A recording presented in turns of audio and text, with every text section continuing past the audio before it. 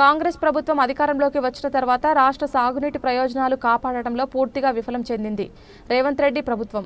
నాడు సమైక్య ఆంధ్రప్రదేశ్లో సీమాంధ్ర నాయకుల పట్ల తెలంగాణ ప్రాంతానికి తీవ్రమైన నష్టం జరిగింది.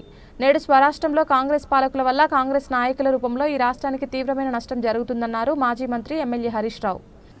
ఇలా కాంగ్రెస్ ప్రభుత్వం అధికారంలోకి వచ్చిన తర్వాత రాష్ట్ర సాగునీటి ప్రయోజనాలు కాపాడడంలో పూర్తిగా విఫలం చెందింది రేవంత్ రెడ్డి ప్రభుత్వం.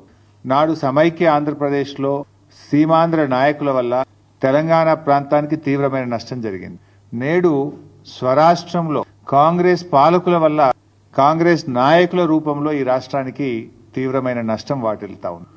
ఉమ్మడి పాలనలో కొనసాగిన జలదోపిడి నేడు కాంగ్రెస్ పాలనలో కూడా మళ్లీ మొదలైంది.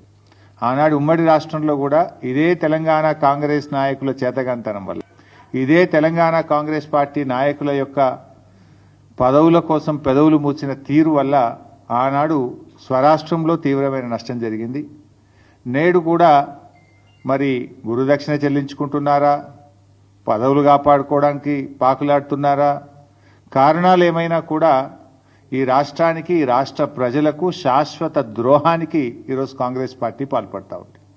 ఒకటి కాదు, రెండు కాదు, శాశ్వతంగా 200 టీఎంసీల గోదావరి జలాలను తరలించుకుపోయేటువంటి కుట్ర జరుగుతూ ఉంది. గోదావరి బంకచెర్ల ప్రాజెక్ట్ ఏదైతే ఆంధ్రప్రదేశ్ ప్రభుత్వం తలపెట్టిందో, ఈ ప్రాజెక్టు నిర్మాణం వల్ల తెలంగాణకు తీవ్రమైన నష్టం జరగబోతా ఉంది.